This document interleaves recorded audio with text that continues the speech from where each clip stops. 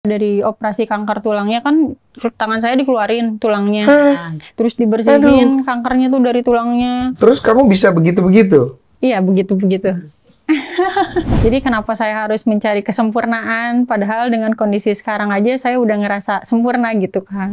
Saya harus amputasi lagi karena ngomongnya racun udah naik. Saya duduk. Kok jadi duduk? Iya, lihat badan saya sendiri. Serius, Mas? Ini kayaknya saya udah nggak di dunia nih. Tapi ada pertanyaan satu itu. Kenapa harus saya? Nggak ada Tuhan. Gitu. Kalau Tuhan ada, ya nggak bakalan bikin saya seperti ini.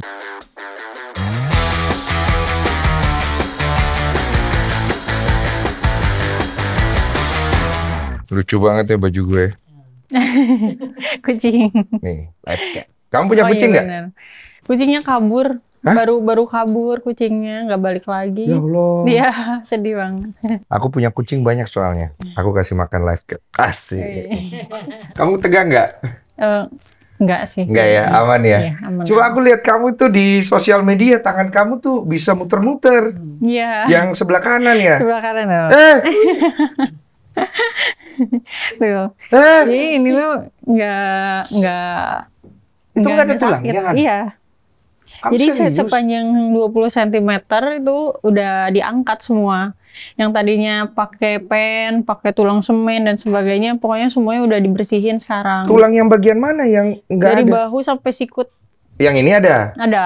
Ini normal semua. Ini nggak ada. diambil? Dibuang ya. Dibelek?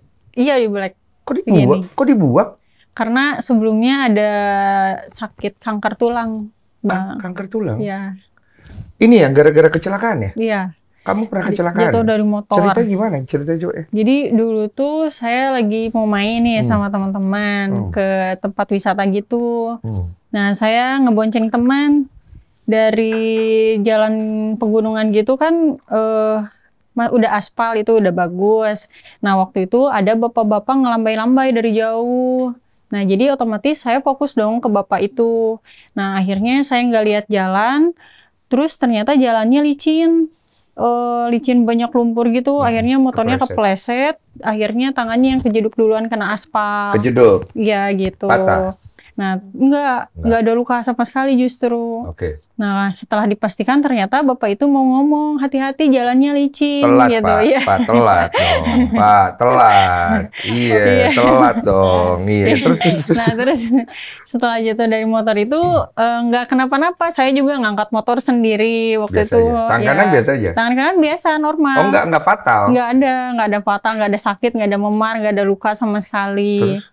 Nah, udah dari situ saya nyetir lagi gitu. Normal biasa, saya kuliah biasa dan sebagainya. Nah, 7 tahun kemudian setelah saya punya anak, pas masa-masa ngegendong, menyusui, itu tuh sering di kanan. Kadang kalau tidur juga suka di tangan gitu. Jadi mikirnya tangan tuh pegel-pegel karena efek itu. Oh, jadi mulai terasa pegel-pegel? Nah, iya. Jadi sejak saat itu pegelnya tuh parah. Makin kok aneh gitu pegelnya terus-terusan, intens, sampai sakit gitu pegelnya. Terus? Nah, akhirnya saya periksain ke dokter. Terus kata dokter, nggak apa-apa ini otot lelah. Karena saya juga ceritain karena sekarang tuh masa-masa menyusui dan sebagainya. Jadi otot aja capek? Iya, gitu. Nah, ternyata beberapa bulan kemudian setelah diberikan obat pereda sakit juga nggak sembuh-sembuh. Oh, jadi sakit? Iya, gitu. Sakit banget? Sakit banget. Oke. Nah, akhirnya saya periksa lagi ke dokter yang berbeda. Tapi itu tuh dokternya bilang kalau ini mialgia, ini mah otot biasa, mialgia nggak apa-apa katanya gitu. Sakit otot aja? Iya, sakit otot aja. Diberi obat pereda sakit lagi. Sakit lagi tetap masih berbulan-bulan gitu. Iya, banget. Sakit banget. Nah, sampai ketemu titik di mana saya tuh kayak lumpuh tangannya, nggak bisa gerak sama sekali. Nah, terus akhirnya setelah itu saya periksain lagi ke dokter. Tetap nggak ketahuan juga kan. Akhirnya nggak sembuh-sembuh nih. Saya urut aja deh karena biar mendingan gitu kan. Nah, setelah diurut justru ada benjolan. Benjolan di tangan di sini. Keluar benjolan? Iya. Gede? Kayak otot kita kalau gini. Jadi kayak berotot? orang berotot, iya. Kayak gini? Nah, kayak gitu benjolannya. Kayak gini beneran? Iya, beneran. Serius kayak kamu? Serius. Lah, kok jadi berotot? Terus? Nah, makanya kayak itu kayak dokter juga kan lihat gitu benjolannya gitu. Nah itu juga masih nggak menduga ke arah sana gitu, kayak itu otot biasa kok gitu. Itu saya ke dokter spesialis tulang tapi masih nggak ketahuan.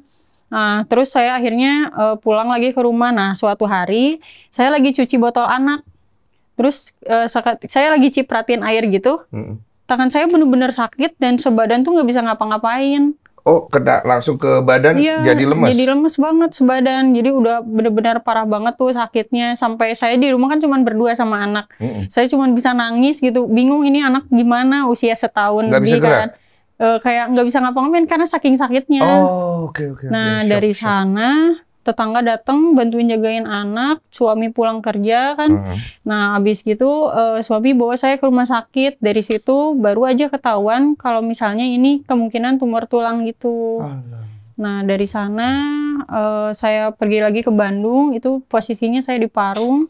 Saya di Bandung baru diusulkan untuk dilakukan biopsi untuk memastikan ini tumornya jinak atau ganas gitu. Nah ternyata ini ganas gitu. Yang akhirnya, otot tadi itu, yang berjendol itu tumor? Nah ternyata itu tumor tulang ganas, osteosarkoma namanya. Terus? Gitu. Setelah itu ya ternyata harus kemo, operasi, kemo lagi. Aduh, gitu. habis uang, capek itu. Terus akhirnya kamu jalanin itu jalanin semua? Semuanya. Karena saya pengen sembuh. Iya, tapi dia cuma berhenti di tangan sini doang? Iya, alhamdulillahnya karena saya cepet kan, karena ngerasain sakit ke dokter ini tuh cepet gitu, kalau segitu dibilangnya. Nah, karena kebanyakan itu pasien kanker tulang datangnya tuh udah parah. Makanya kebanyakan yang nggak bisa dipertahankan, jadi langsung amputasi gitu. Aduh. Nah, makanya... Itu gara-gara kecelakaan itu ada hubungannya nggak sih? Nah, makanya waktu ketahuan tumor tulang itu ditanya sama dokter yang di Bandung itu, ini dulunya pernah ada riwayat benturan nggak gitu.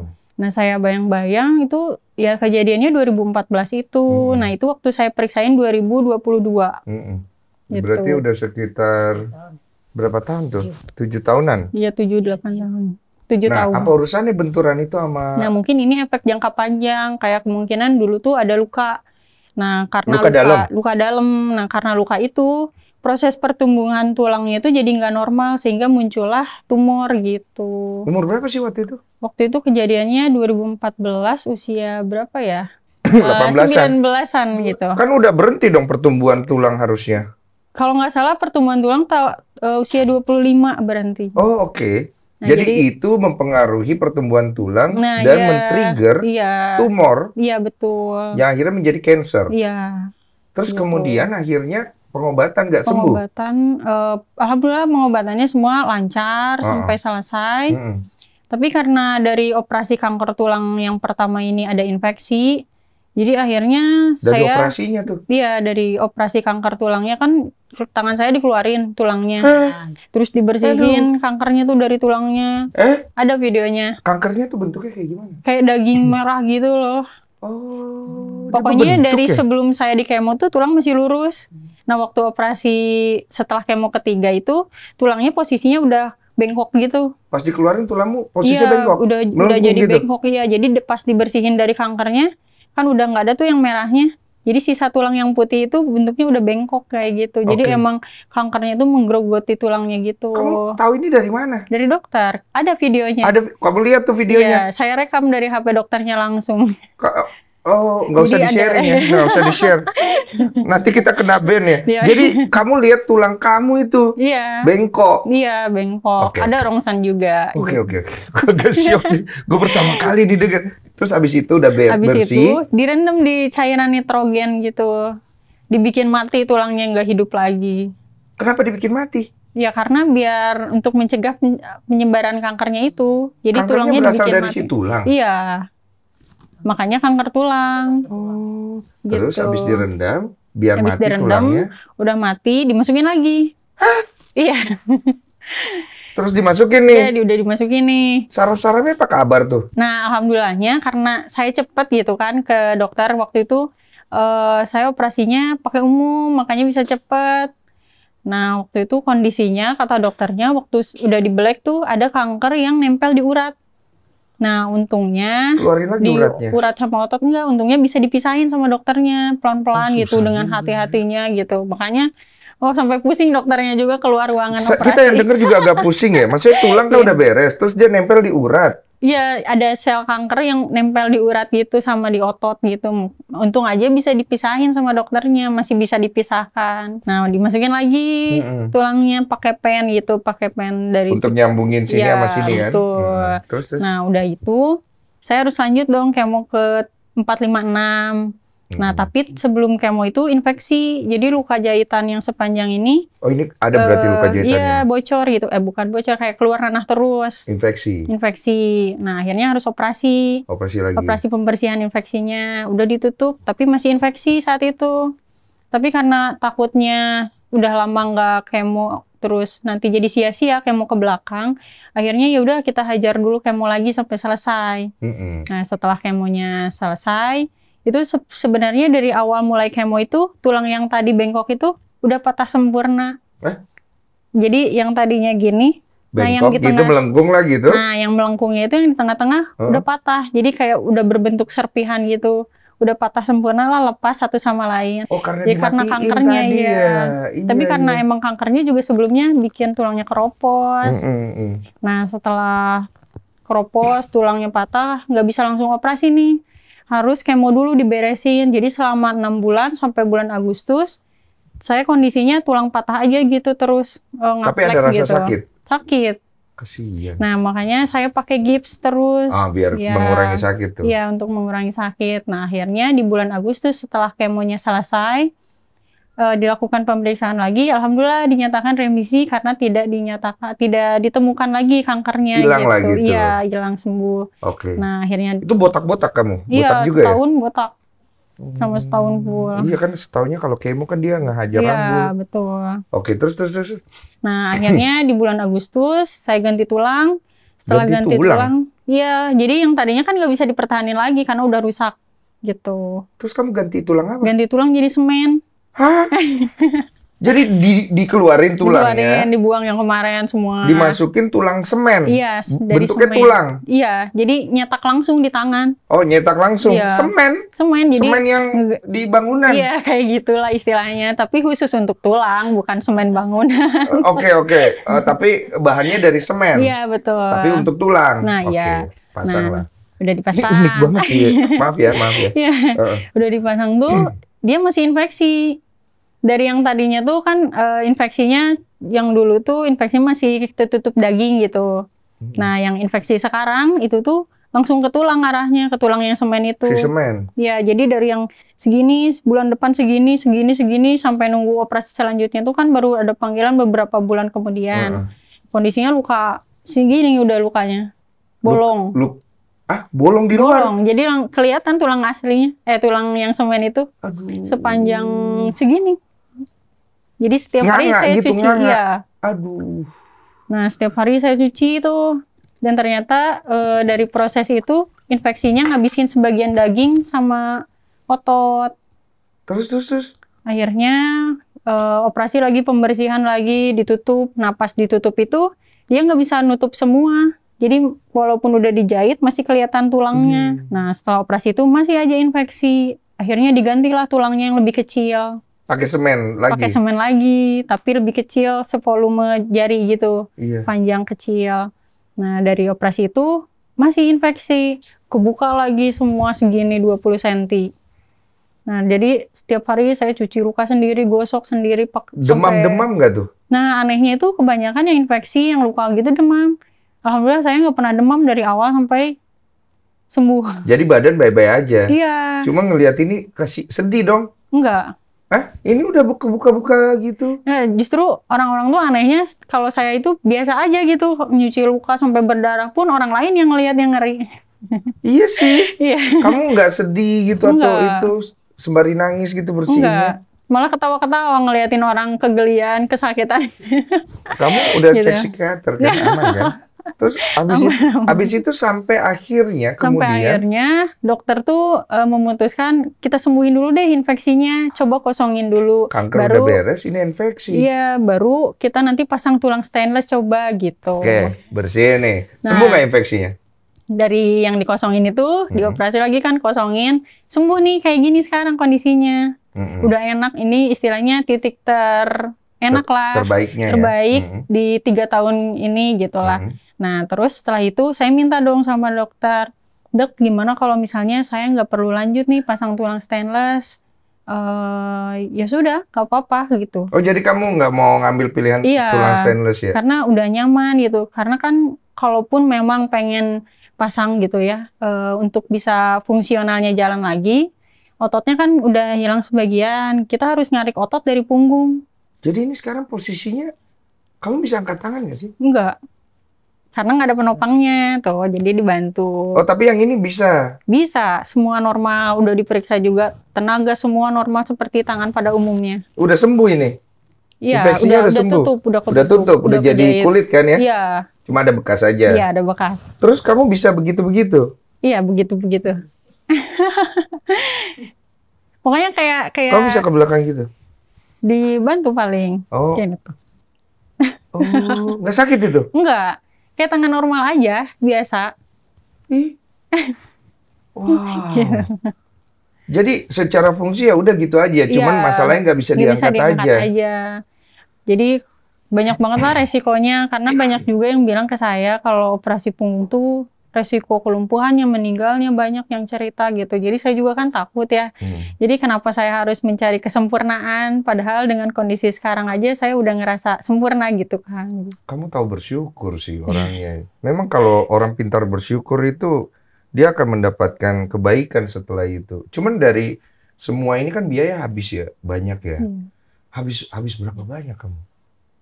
Kalau secara logika gitu ya, saya nggak akan mampulah menutupi dan suami gitu kan untuk ini. Nah itu justru pertolongan Allah gitu yang datang ke kita berdua. Jadi di setiap prosesnya itu ada aja gitu rezekinya. Kalau kayak pengeluaran gitu ya, kayak untuk perban dan sebagainya sebulan tuh bisa ngabisin 12 juta.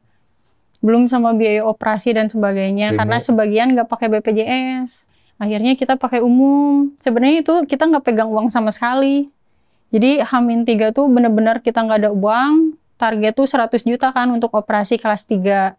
Nah, akhirnya temen tuh ada yang inisiatif buka galang dana yuk biar kamu cepet operasi gitu. Akhirnya teman buka galang dana dalam sehari kekumpul 50 juta. Karena banyak banget teman-teman yang nge-share dan sebagainya. Terus akhirnya dalam 3 hari itu kekumpul 140 juta. Wih, lebih ya. Iya, dan akhirnya ya udah kita pakai kelas 1 aja, ada rezekinya biar dengan pengobatan yang terbaik, obat yang paling bagus gitu. Nah, akhirnya saya operasi, jumlahnya juga 140 juta waktu itu pengeluarannya selama beberapa minggu dirawat gitu. Ya. Nah, dari sana alhamdulillah obatnya semuanya bagus. Jadi selama operasi dan sebagainya saya nggak ngerasain rasa sakit.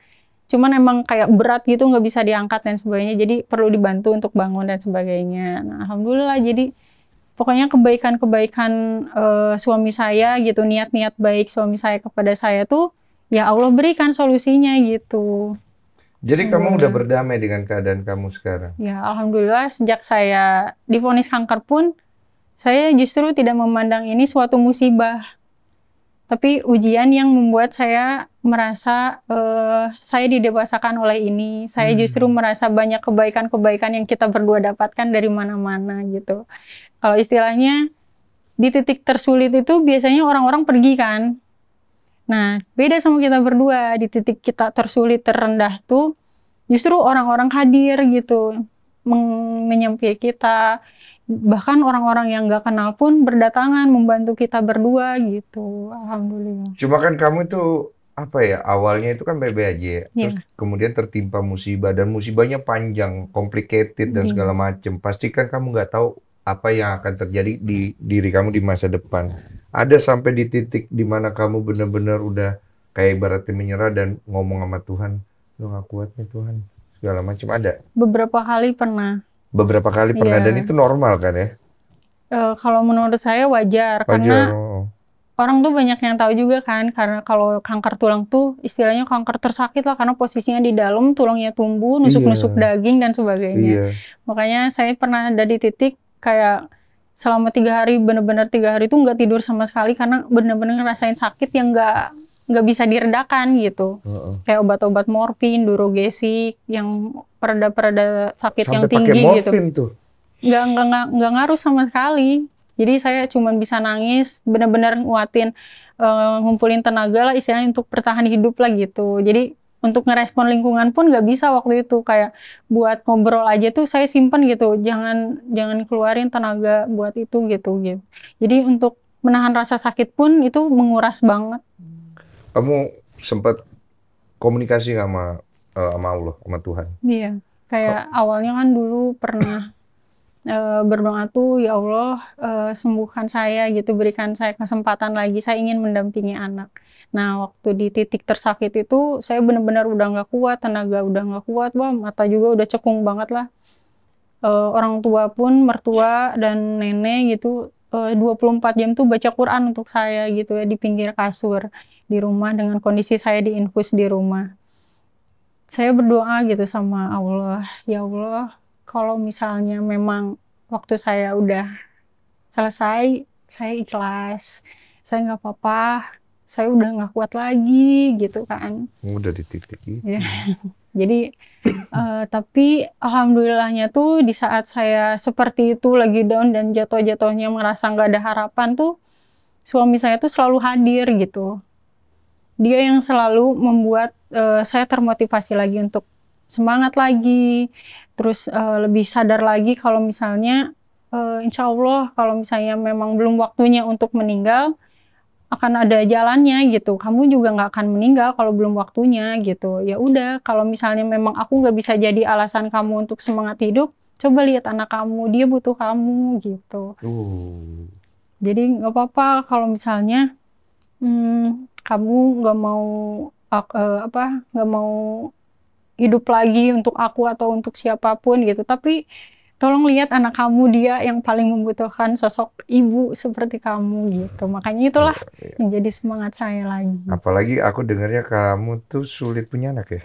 Bener ya? Keguguran Pernah ya? keguguran 3 kali. Keguguran 3 kali. Berarti anak ini setelah keguguran 3 kali. Iya, di kehamilan keempat. Sama dong kayak istriku juga keguguran sebanyak itu. Pasti kan lebih Nah, dalam makanya lagi. itu lebih dalam lagi perasaan sayangnya kan. Iya. Lebih menghargai lagi, lebih benar-benar berartilah keberadaan anak kan gitu. Makanya benar-benar ya itu semangat hidup saya itu ya suami dan anak saya gitu. Karena begitu sayangnya suami ke saya, makanya saya juga ingin membalaslah segala kebaikan beliau kepada saya gitu. Sweet banget ya. Memang gitu sih. Ketika kita mendapat sesuatu yang buruk, tergantung nih circle kita ya. Orang-orang yang terdekat dengan kita gimana sih support sistemnya supaya kita bisa lewatin. Kebetulan kita juga punya satu bintang tamu, mati suri ya.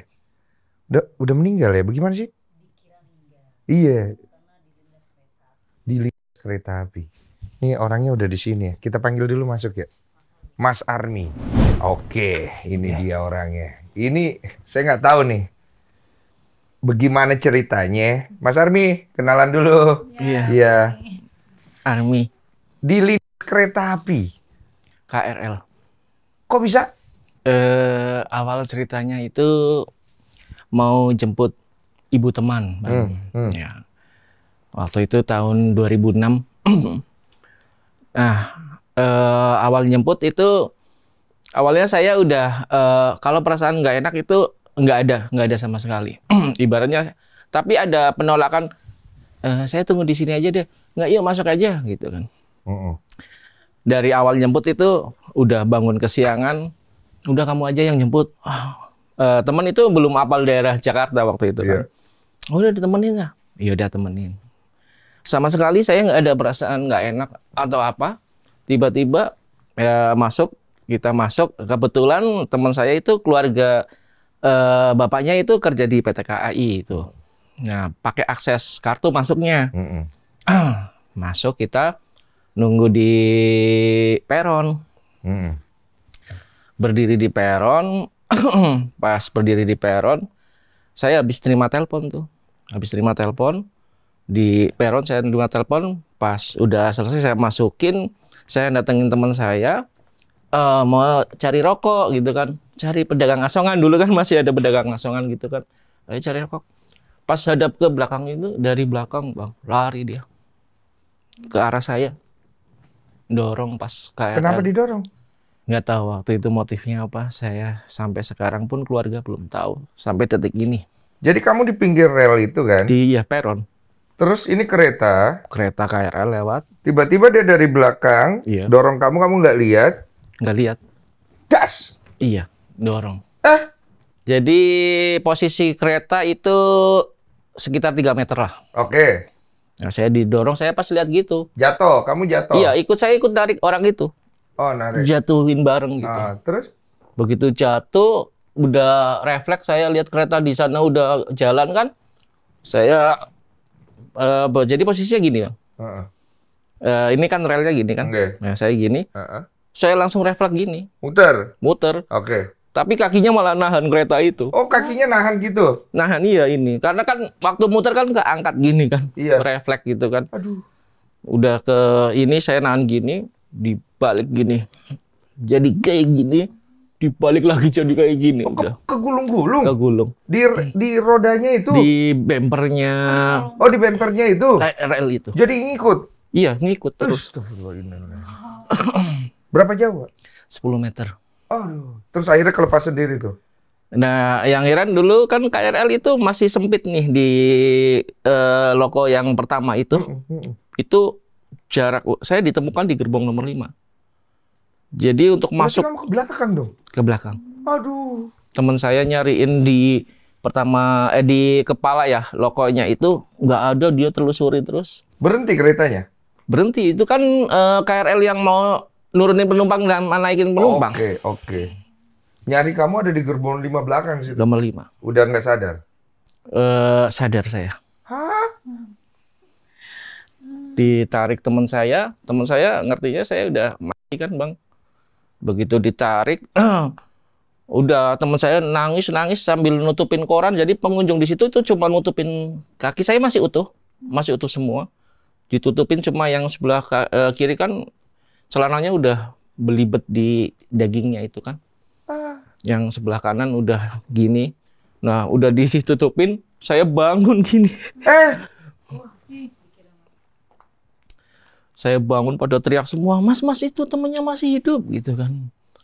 Saya masih berusaha berdiri. Iya pengen berdiri, ini mimpi nih, nggak nyata nih. Saya masih seperti itu ini. Jadi kamu lihat kakimu dong pas kamu bangun gini tuh? Iya lihat. Aduh. Bentuknya aneh. Iya ini udah pecah gini, tulangnya udah gini terus. Kelihatan tulangnya segala macam. Tulangnya kelihatan. Aduh. Ini amputasi satu yang sebelah kanan cuma bengkok doang telapak kakinya.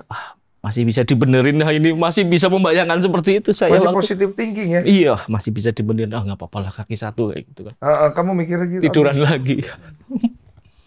Sambil nutupin ini kan saya ini kan kena relnya kan sobek ini kan.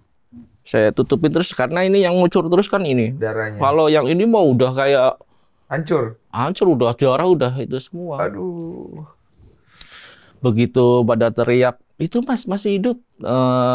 Temen saya langsung ambil tandu di itu kantor. Iya, buru-buru mesti buru-buru. Iya, nggak ada pertolongan mobil ambulan, jadi ada pengunjung yang menawarkan diri. Iya, mobilnya. Iya, ayo langsung mas, bawa. Ikut aja mas, gitu kan. Sampai kap belakangnya itu dibuka karena nggak nyukup kan. Iya, pokoknya masuk dulu.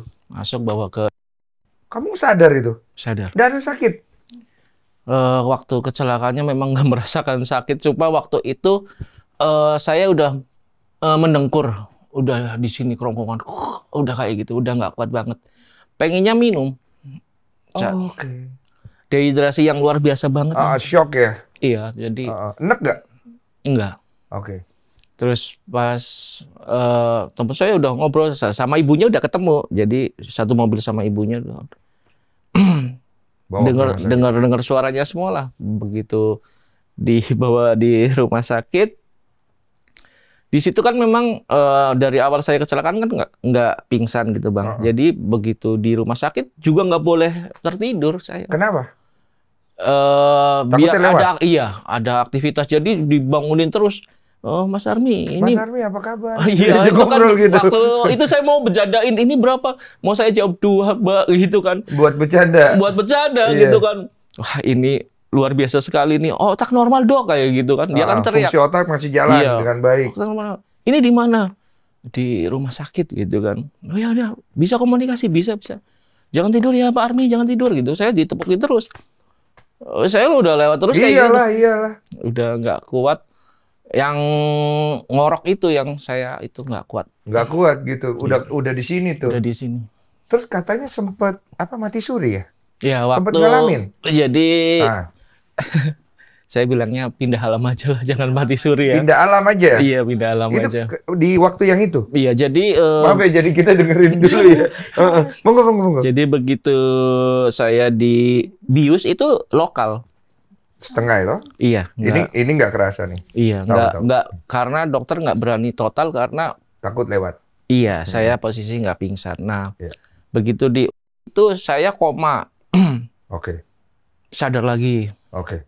Nah, begitu saya ini kan amputasi 2 kali, Bang. Jadi begitu itu ICU-nya penuh dan nggak ada alat yang memang saya butuh alat itu katanya. Nggak tahu, saya lupa alatnya apa. Intinya udah cari-cari yang kosong dan memang jaraknya cukup bisa terjangkau gitu. Waktu itu di Bekasi. Dapat rumah sakit di situ. Begitu dibawa rumah sakit, saya harus amputasi lagi karena ngomongnya racun udah naik. Jadi amputasi pertama yang dipotong di mana? Yang pertama ini di mata kaki yang sebelah kanan. Ini kaki palsu, maaf ya, kaki palsu ya? Kaki palsu semua. Oh, bisa dinaikin dikit tuh? Iya, bisa. Oke.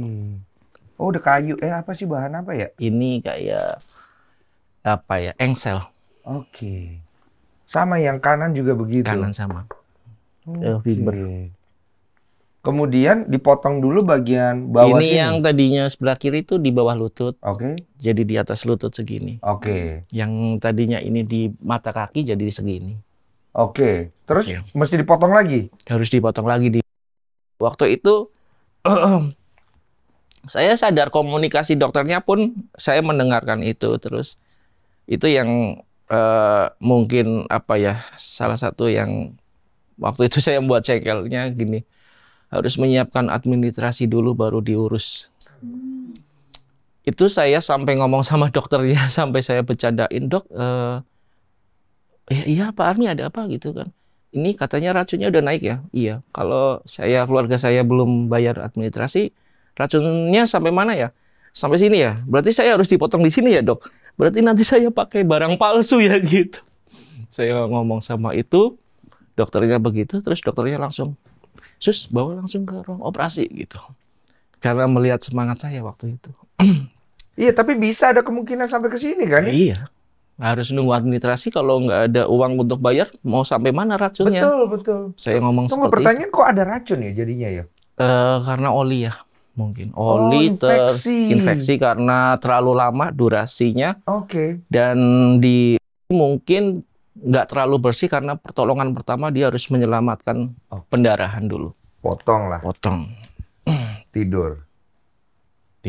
Pindah alam. Mau denger dong? Ini seru nih. Dia pindah alam. Waktu itu posisi saya masih bisa komunikasi, saya dekat sama susternya. Susternya kebetulan dia juga mungkin punya kelebihan juga lah. Dia terus bilang, sabar ya Pak Army, kayak gitu kan. Saya yakin Pak Army bisa melewati itu.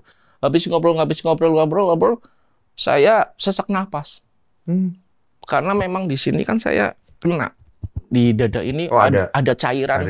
Yang menggumpal ini. Di paru-paru? Paru-paru. Nggak tahu ini karena pengaruh apa, karena benturan atau apa.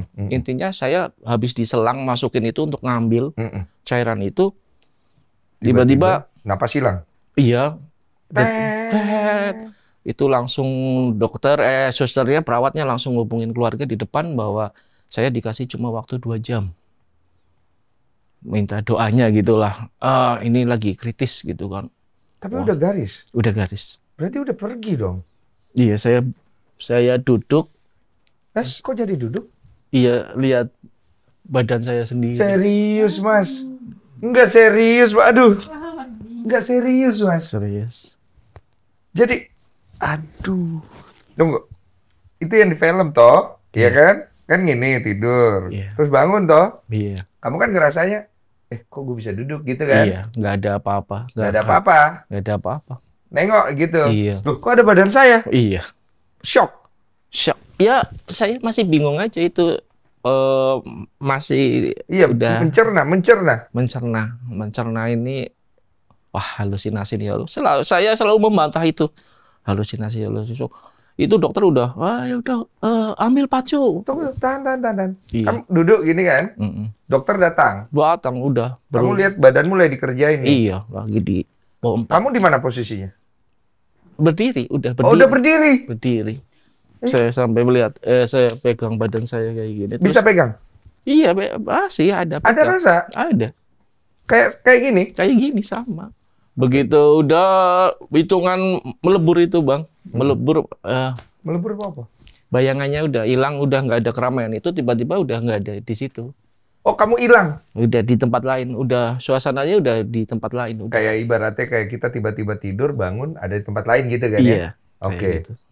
Kamu ada di mana? Nggak tahu itu tempatnya, saya nggak tahu namanya apa itu. Nggak tahu, pokoknya gambarannya kayak gimana? Itu kita kayak di sebuah lorong, Bang. Tempat lorong gede. Lorong ya? Iya, lorong ya. gede. Oke. Saya jalan ke kanan nggak ada ujungnya ya, jalan ke kiri nggak ada ujungnya ke sana. Cuma 2 arah kan itu? Iya, 2 arah doang. Ya, Oke. saya jalan itu. Suara-suara yang orang teman-teman family yang udah meninggal itu keluar, Bang. Kedengeran? Kedengaran. Tapi bentuknya tidak ada ya? Tidak ada. Suara doang ya? Suara. Itu menanyakan kabar keluarga gimana. Bingung dong? Bingung saya. Sembari jalan? Iya. Jalan ke kanan apa ke kiri? Lurus, saya begitu udah patokannya nggak mundur nggak. Lurus saya kan? Lurus saja. Udah sembari Jarak dengar. pandangan saya itu 3 meter, hanya bisa melihat. Oh, ada kabut? Enggak. Cuma gelap. Ada bintang, Bang, di situ. Bintang Oke. ada. Oh, cahayanya minimalis. Minimalis. Jadi jarak pandang cuma 3 meter. Iya. Gelap berarti. Gelap. Saya masih belum sadar di situ. Oke. Ini lagi di mana saya pikir ini ya halusinasi lah. Oh, mimpi lah gitu. Mimpi ini saya lagi mimpi. Tapi di saat itu saya sekian menit ya. Saya ingat semua apa yang saya alami dari kecil, Bang. Memori-memori saya yang dari kecil. Flashback. Dari pertama saya bisa jalan. Saya minta susu segala macam, saya punya salah sama ibu segala macam itu keingat semua. Di kepala toh? Iya, Oke. flashback. Bukan lihat kan ya? Iya, visual. Hah? Visual? Iya, bentuk visual dan saya mengalami itu. Jadi di sini kayak lihat di sini Iya, sembari jalan. iya. Iya, campur rasa tuh ya. Campur Air rasa. mata segala macam. Linglung dan lain-lain. Semuanya lah. Saya masih bertanya, ini masih apa sih? Mimpi lah. Kayak gitu. Saya jalan terus itu di situ kayak rasanya tuh kayak berhari-hari, Bang. Jadi kamu merasa jalan berhari-hari di situ. Berhari-hari. Nah, dalam pertengahan perjalanan itu, entah saya waktunya kan saya nggak tahu juga. Itu ada pohon, Bang, di situ. Pohon. Ada buahnya itu kuning keemasan, kayak apel. Oke. Kuning keemasan. Oke. Itu saya duduk di situ, baru saya flashback. Ini kayaknya saya udah nggak di dunia nih, kayak gitu kan. Terus saya flashback lagi, mengingat memori-memori yang ini sebenarnya saya ini terjadi apa sih gitu loh. Saya mengalami apa gitu loh. Iya. Karena Coba, saya coba, nggak tahu ini saya habis kecelakaan, Bang. Waktu itu. Jadi kamu nangkepnya kamu sedang... Begitu saya pindah ke situ sudah hilang semua itu. Saya normal, ada kakinya. Iya sih, ngerti. Jadi baik-baik aja. Jadi kecelakaan tadi berarti nggak ada dong gitu kan? Iya, itu masih bergulat ini saya terus. Oke. Begitu mulai muncul lagi banyak minta tolong, ya Allah ampuni saya, ya Allah itu. Ada suara? Ada suara, nggak ada wujud. Itu baru saya, wah ini saya beda alam nih kayaknya nih. Saya cuma bilang, ya Allah, kalau kasih kesempatan saya sekali lagi lah untuk memperbaiki semua yang udah saya lewati gitu. Iya. Saya jalan lagi saya baru tahu, wah udah ini saya udah Nggak akan balik. ya balik terus. Mulai ada titik terang di depan, Bang. Udah ada titik terang. Mulai ada cahaya. Mulai aja kayak kita lagi di gunung lihat lampu di kampung. Dalam kegelapan itu kan, kelihatan dari jauh. Persis banget kayak gitu visualnya yang saya gambarkan. Saya terus berdoa terus, ya Allah, kasih kesempatan. Itu semakin terang, semakin terang, semakin terang. Sampai akhirnya saya deket di situ. Terang semua nih. Persis banget visualisasinya kayak film gitulah, sama. Iya. Tinggal masuk aja ke dalam tuh kan. Iya. Cuma terang aja gitu kan. Iya, begitu saya keluar itu berbarengan dengan itu, saya lagi dipacu itu. Oh, jadi kamu masuk, tang? Berbarengan saya lagi dipacu. Tang! Iya, saya langsung bangun. Langsung. Jalan? Iya. Oh. Itu kata susternya, pacuan terakhir saya itu. Udah dimasukin selang. Tapi doanya mirip loh sama kamu tadi loh. Iya, yang kamu ceritakan, kamu udah sampai di titik itu, terus doanya cuman, ya Tuhan saya udah nggak kuat gini-gini. Iya, jadi ikhlas aja gitu. Cuman kalau kita nangkep dari cerita ini ya, kalian kan berdua mengalami sama-sama satu kondisi yang, aduh saya ngebayanginnya nggak kuat ya. Tadi dengar ceritanya, aduh tulangnya dikeluarin, dimasukin, kemudian beliau yang harus kehilangan. Kalian suka merenung nggak sih sebenarnya kayak ngelihat diri kalian sendiri dengan semua yang di luar? Kalau saya justru dengan ujian ini, saya semakin percaya kalau Tuhan itu ada. Gitu yang membuat kamu melihat itu? Karena setiap, istilahnya setiap saya di masa sulit, Allah selalu hadir memberi solusinya gitu. Iya, untuk orang-orang yang tahu diri. Iya. Tapi kalau orang yang nggak tahu diri itu beda cerita ya. Kalau Mas Army sendiri ngerasa piye?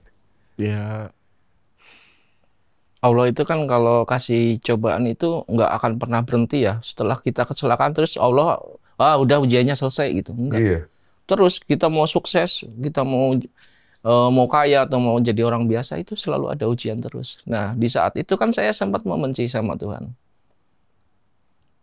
Kenapa harus saya waktu itu?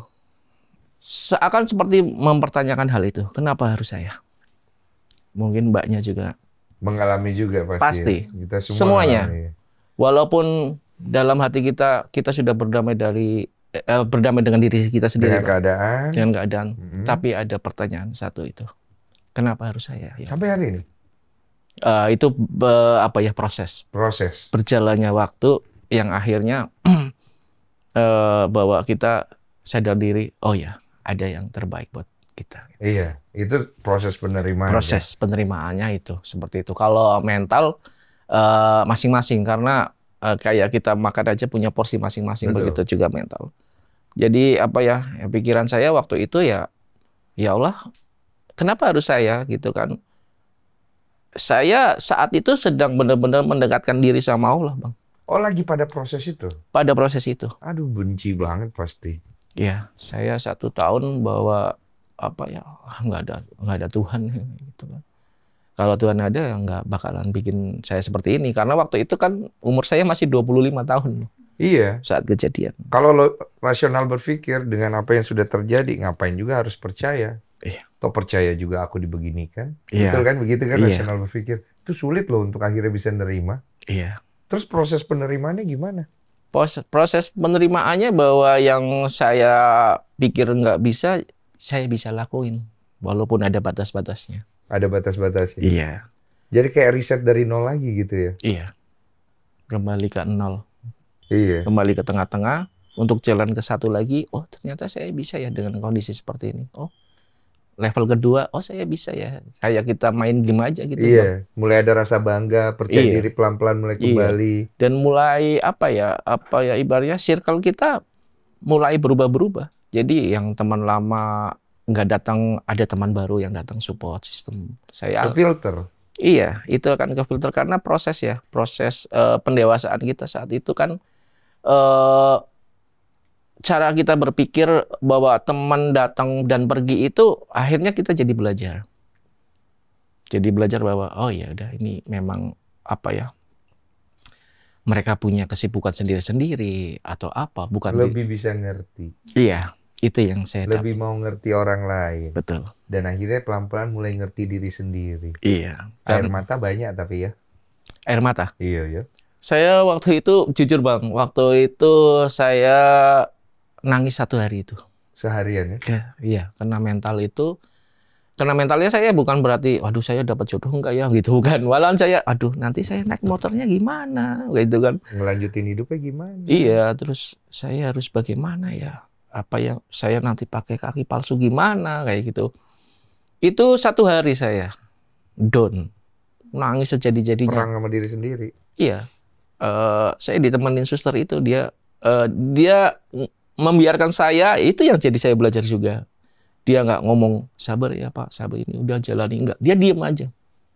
Itu yang saya jadi belajar. Iya, kadang-kadang pada saat kondisi kayak gitu orang ngomong sabar tuh malah nggak membantu, ngerti nggak sih? Iya, kadang kita pemikiran orang-orang apa ya yang teman-teman disabilitas itu kalau diomongin sama orang itu selalu berontaknya gini, lo nggak pernah ngerasain kayak gue pasti bisa ngomong nggak? Iya, paham aku itu psikologinya kan? Iya, itu biasanya dia udah kena mentalnya itu dari pertama dia kena musibah.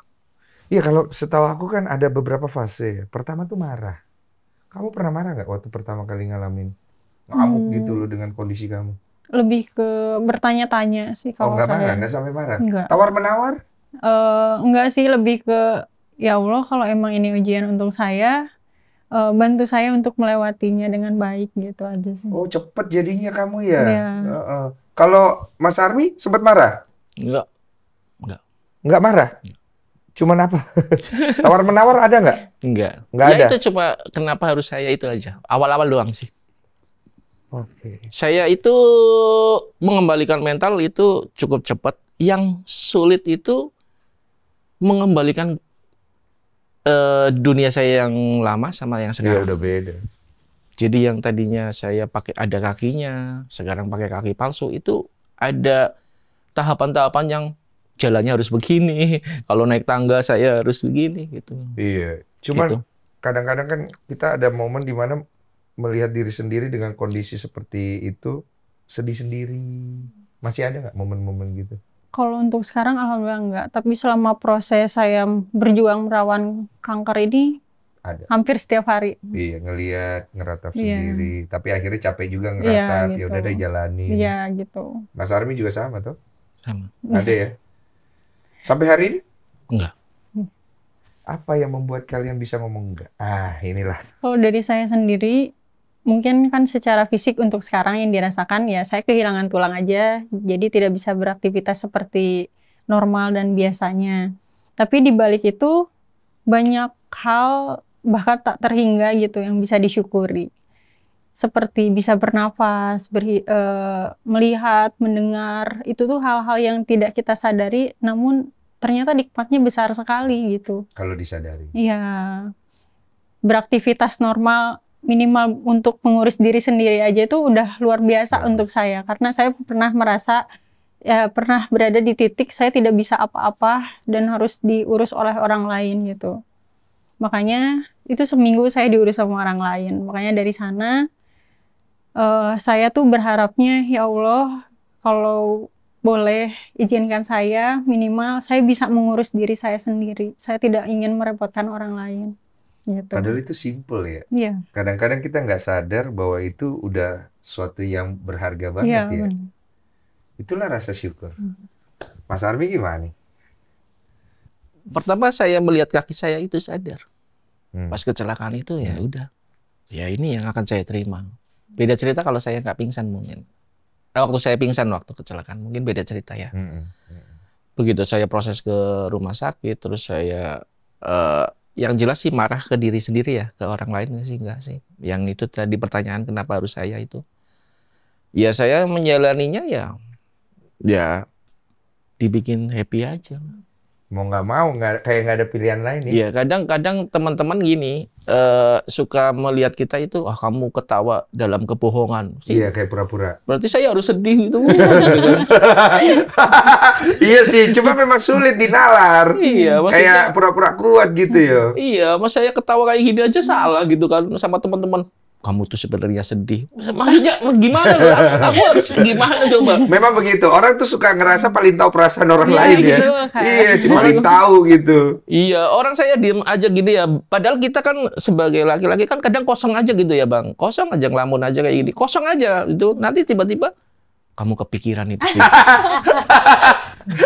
Ngeselin ya. Iya, kamu pasti menyesal kamu kayak gitu kan. Iya, Saya kadang, paham. padahal saya kosong aja gitu, nggak ngelamun. Kadang keluarga gitu juga. Iya, memang kadang-kadang memang gitu. Itu yang harus beradaptasi lagi kan jadinya Iya. ya. Akhirnya jadinya kita penuh dengan acting ke mereka. Kalau ada mereka kita ya gitu kan. Ternyata gitu. basa-basi perlu juga ya. Iya, gimana Iya. gitu kan. Akhirnya yang tadinya kita apa adanya ketawa, wah gitu kan. Akhirnya seperti itu. Iya, paham. Cuma dengan kondisi seperti ini, biasanya orang mengambil pilihan untuk dikasihani atau playing victim. Nah, kalian sempat kepikiran nggak ke arah sana, mempergunakan musibah ini untuk dijadikan kondisi minta dikasihani gitu? Kalau saya, alhamdulillah enggak. Kenapa enggak? Karena ya saya merasa ya kenapa harus mencari perhatian orang lain gitu. Karena nggak perlu juga. Kalau misalnya memang mereka peduli gitu tanpa kita mengungkapkan pun mereka juga pasti udah ngerti. Ya. Itu berarti kamu punya prinsip ya? Iya. Prinsip apa itu? Yang penting ya intinya sih kalau saya ya dalam hidup gitu banyakin bersyukur aja sih. Itu prinsipmu. Ya, banyakin tersenyum, bersyukur, melihat apa yang sedang kita jalani sekarang gitu. Jangan terlalu melihat orang lain, karena yang terpenting itu bukan penilaian orang lain, tapi bagaimana Allah ke saya gitu, intinya gitu sih. Ya, itu poin yang bagus. Iya. Kalau Mas Armi? Kalau saya biasanya itu yang oknum-oknum yang memanfaatkan kita. Oknum memanfaatkan. Bagaimana? Coba kita mau dengar. Jadi kita sebut aja oknum-oknum itu yang suka melihat kita, ayo foto, jangan pakai kaki palsu ya. Mukanya disedih-sedih gitu, bajunya yang biasa aja. Gitu kan. Pernah ngalamin itu?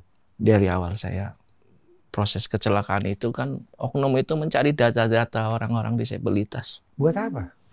Kepentingan pribadi. Konten? Uang. Viewers? Uang. Kamu mulai menyadari itu kapan? Karena mengalami sendiri ya. Jadi pernah suatu saat gitu, waktu itu kan saya kerjaannya memang di depan komputer kayak gitu kan. Tiba-tiba ada orang pengen ngetik lah, terus, oh Mas, nanti saya kenalin nih, dia bisa membantu gitu kan, support lah, lumayan lah Mas buat ini tambahan-tambahan gitu kan. Bantu apa, duit maksudnya? Iya, bantuan gitu kan. Oke, gitu kan. Foto ya Mas, foto. Datang orang itu, oh ya foto, gitu foto. Yang datang itu printer Bang, printer. Bukan uang. Bukan. Tidak sesuai. Iya, tapi fotonya lebay gitu, berlebihan banget. Jadi kamu dijadikan komoditas. Iya. Kamu akhirnya tahu hal itu. Tahu. Kecewa. Ya, akhirnya kekecewaan saya akhirnya pengen mewakili teman-teman itu, kalau teman-teman disabilitas itu ya harus dibantu dengan penuh, seutuhnya gitu dong. Dan mereka sebenarnya itu nggak pengen terima uang Bang. Tapi kesempatan. Ya, mereka harus dikasih sesuatu yang mereka nggak harus berpikir lagi. Iya, paling nggak mereka bisa produktif. Nah itu. Itu yang paling penting toh. Itu yang saya impikan sekarang, yang mungkin saya belum ada jalannya untuk menuju ke teman-teman disabilitas seperti itu. Kalau bukan saya ini, siapa lagi kalau ketemunya oknum-oknum lagi. Ya. Sebenarnya Bang, itu ya seringkali kita setiap tahun sekali itu pasti pembuatan kaki palsu, tangan palsu, kaki palsu, itu setiap tahun. Kita mau ngumpulin kaki mau buat apa? Banyak-banyak. Satu aja nggak habis gitu kan. Ya makanya kita kan ya memang saya pernah dikomplain sama salah satu orang pemerintahan yang, kamu nggak bersyukur sekali dikasih gratis kok seperti itu. Iya, paham. Saya bukannya nggak bersyukur atau nggak terima kasih Pak atau Ibu, tapi saya nggak senang dengan sistem seperti ini. Itu dikasih kaki palsu lagi. Iya, sedangkan sudah ada. Sudah ada, tapi kan kita nggak pernah nyaman, Bang. Yang namanya pakai kaki palsu gratis. Nggak akan pernah nyaman selagi itu masih gratis. Karena ya saya tahu pembuatan kaki palsu gratis itu ya di atas lutut yang paling bagus itu sampai 25-50 juta, Bang. Iya. Makanya kita bersyukur banget sama teman-teman yang masih dikasih badan yang utuh gitu ya. Iya.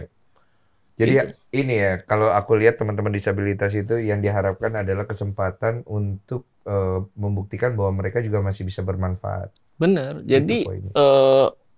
kita dari pemerintahan ataupun dari swasta mengumpulin orang-orang disabilitas, ada ibaratnya semacam edukasi atau pembelajaran itu sehabis itu udah. Karena yang ada itu anggaran aja, Bang. Dia menurunkan anggaran hanya untuk ngobrol aja yang sebenarnya setelah keluar itu teman-teman disabilitas itu nggak akan pernah masuk. Paham. Saya kemarin itu di Brebes ya 2 bulan yang lalu, saya kan tinggal di Brebes, nemenin Bapak di Brebes. Itu salah satu teman disabilitas dia bikin kaki palsu. Saya support dia wah kamu udah bisa bikin kaki palsu. Ya cuma nggak ada modal, sabar bro gitu kan, sabar. Tapi ujungnya apa? Dia nunggu dari pemerintahan lagi, anggaran lagi, potong sini, potong sana, sampai kamu bahannya apa? Bahannya akan seperti ini lagi. Paham. Sampai kapanpun akan selalu seperti itu. Makanya saya punya mimpi itu kasih wirausaha sama orang-orang disable. Dia bisa pengen nabung. Dia pengen beli motor dengan cara apa? Usaha. Caranya apa? Kita support usahanya. Kita jadikan pelatihan UMKM untuk mereka. Menarik nih. Salah satu mimpi masa depan saya. Doakan saya banyak rezeki ya. Saya akan bikin deh kalau gitu. Amin. Saya akan beli tanah. Moga-moga Tuhan dengar. Amin. Kemudian saya akan siapkan modal untuk mereka punya skill. Setelah itu kita lepas kembali kehidupan pribadi. Jadi mereka bisa bekerja keras dan punya harga diri. Amin. Itu dia ya. Luar biasa. Amin. Makasih banyak ya.